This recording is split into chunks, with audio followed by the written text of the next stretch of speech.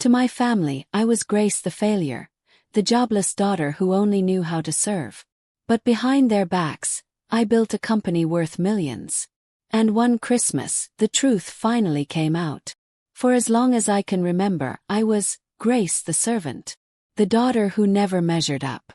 The one who cooked, cleaned, and smiled through the whispers. My family, wealthy, proud, and obsessed with appearances, never truly saw me. To them I was invisible. But what they didn't know, what they never cared to ask, was that I'd built an empire behind their backs. For 15 years I had lived a double life. To my mother and sister I was just the unreliable one.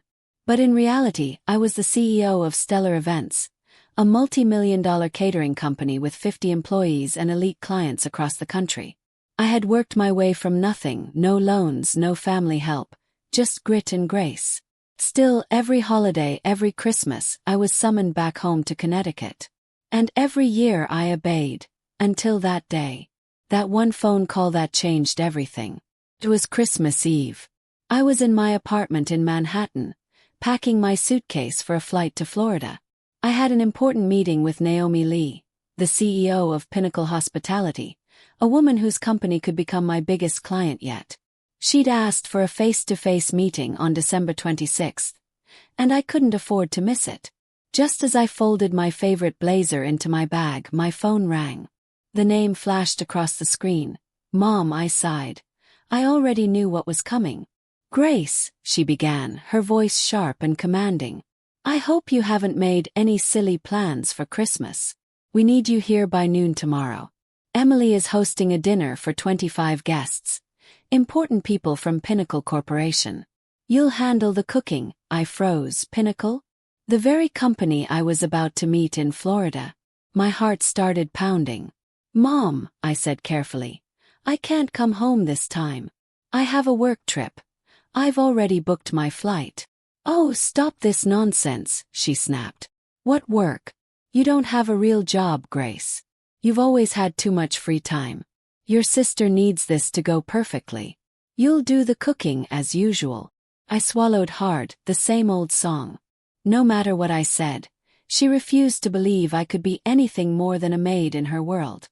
Mom, I really can't. I have a meeting that could change everything for me. I tried again. But she cut me off. Grace, for once in your life, be useful. Emily's guests are important. You owe this family at least that much. I wanted to scream. For years I'd given them everything, my time, my energy, my love, and in return I got condescension and guilt. She sent me a long text afterward, the full menu.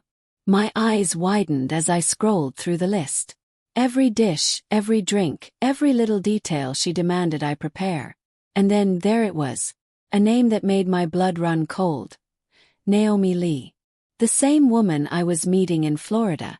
The same CEO who knew me only as Miss Morgan, the professional who ran Stellar Events with precision and pride. If I went home, Naomi would see me in an apron, cooking for my family. She'd think I was a fraud. No, not this time. Something inside me snapped. Years of being overlooked, belittled, dismissed. It all boiled up in that moment. I took a deep breath and called my mother back. Mom, I said softly but firmly. I'm not coming. Then came the storm. How dare you speak to me like that? Do you know how selfish you sound? Your sister has worked so hard. Mom, I interrupted gently. So have I. She didn't understand. She never would. The conversation ended with her shouting, You're no daughter of mine, before hanging up. Minutes later, Emily called, her voice dripping with fake sweetness.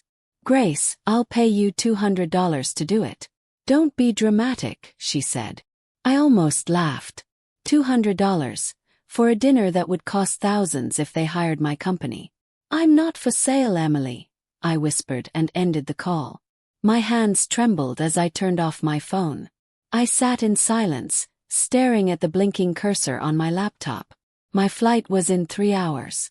For the first time in my life I chose myself. Before leaving, I scribbled a note and left it on my kitchen counter. In case you need help, here are some catering services. Merry Christmas. Beside it, I placed my Stellar Events business card. They'd never see it. They never looked close enough. At the airport, as the plane lifted off, I stared out the window. Below me, the city lights shimmered like stars. For years, I'd carried their weight, their judgment, their laughter. But now I was free, soaring above it all. Still, a part of me couldn't shake the thought. Tomorrow, when Naomi Lee walked into my family's house, she'd meet Grace the servant, and my worlds would finally collide. When I woke up the next morning in Florida, the air smelled of freedom and quiet victory. For the first time in years, I hadn't spent Christmas Eve sweating in my mother's kitchen. Instead, I'd fallen asleep in a luxury suite, preparing for the most important business meeting of my career. Still, a flicker of worry tugged at me. I could almost hear my mother's voice echoing across the miles, angry, disappointed, wounded. But I pushed it aside. I had chosen myself, and I wasn't going to regret it. That evening I met Naomi Lee for dinner. She greeted me warmly, her presence calm but commanding. Naomi was the kind of woman who noticed everything, yet never made anyone feel small. "Grace," she smiled, "thank you for flying out during the holidays. I know it's not easy." "Anything for a great partnership," I replied. We ordered dinner, talked about vision, work, and purpose.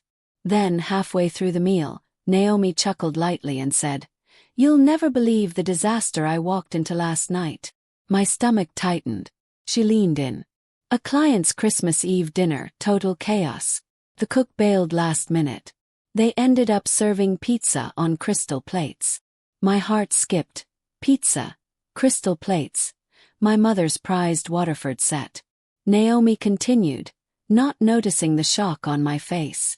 The hostess, Patricia Morgan, kept complaining about her unemployed daughter who refused to help. I felt awful for her, but honestly, the whole thing was so bizarre I couldn't stop laughing later. She shook her head. "I just can't imagine what kind of daughter would do that." I smiled softly, forcing calm. Maybe she just had other priorities. Naomi laughed. "Perhaps. Either way, let's talk about our contract tomorrow. I'm excited for this partnership." I nodded, hiding the swirl of emotions inside me. If only she knew.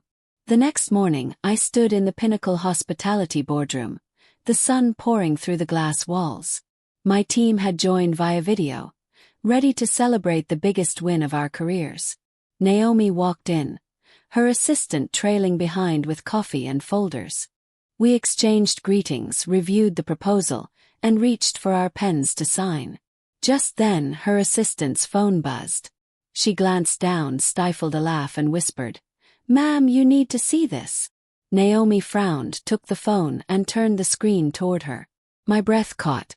On the display was a photo, a group shot from last night's disaster. Patricia and Emily Morgan smiling stiffly, guests awkwardly holding paper plates stacked with pizza. And there, in the background, me. My face half-turned, captured in a frame on the wall. Naomi's eyes flicked up to meet mine. "Grace," she began slowly. "This was your family." There was no point denying it. My secret was standing in the room with me. I drew a deep breath. "Yes," I said quietly. "Patricia Morgan is my mother. Emily's my sister." Silence fell. Everyone stared. I could almost hear my heart pounding. Naomi looked at me for a long moment, then leaned back, a slow smile spreading across her face. "Well," she said, "I suppose that explains a lot." Just then, her tablet buzzed with a breaking headline. Forbes 40 Under 40 preview. From invisible to invaluable. How Grace Morgan built a catering empire without a dollar of family money. Naomi tapped it open, and there it was, my story front and center. Photos of my events, interviews, testimonials. The truth. She looked up again, eyes shining. "Grace, I'm honored to sign this contract." Tears pricked my eyes as I signed. For the first time, I wasn't hiding. Then Naomi reached for her phone. "Mind if I make a quick call?" she asked. She dialed. I didn't need to ask who. "Hello, Patricia." Naomi began smoothly. "Yes, it's Naomi Lee from Pinnacle. I just wanted to follow up about last night's dinner." I held my breath. My mother's voice must have burst through the line, because Naomi had to pull the phone slightly away. She let her vent, let her rant, let her blame me one more time. Then Naomi's tone shifted, cool, sharp, final. "Mrs. Morgan," she said, "perhaps you should congratulate your daughter. I've just signed a $2 million contract with her company." There was a stunned pause. Naomi smiled at me and ended the call. Moments later, my phone buzzed with a flood of messages. Missed calls, voicemails, desperate apologies. Emily, Mom, even old family friends. And then came the LinkedIn post. Naomi announcing our partnership, tagging Stellar Events and Grace Morgan. By evening, the Forbes article had gone viral. My double life was no longer a secret. Months passed. The world saw me differently. But most importantly, I saw myself differently. One quiet spring evening, I sat in my Manhattan penthouse, candles flickering on the dining table. My family knocked softly on the door. We were meeting again for the first time on my terms. Dinner was perfectly catered by my own company. As I lifted my glass and looked around the table, I felt a deep peace. The servant had become the host. And I knew at last that I never needed their permission to rise. I only needed courage. For years, I hid my light to keep my family comfortable. But the moment I chose myself, everything changed. I learned that silence doesn't make you humble, it keeps you small. So, if you've ever been overlooked, doubted, or made to feel less, remember this. You don't need anyone's permission to shine. My name is Grace Morgan, and this was my story. If my journey touched your heart, don't forget to like, share, and subscribe. Join me next time for another powerful story that reminds us all.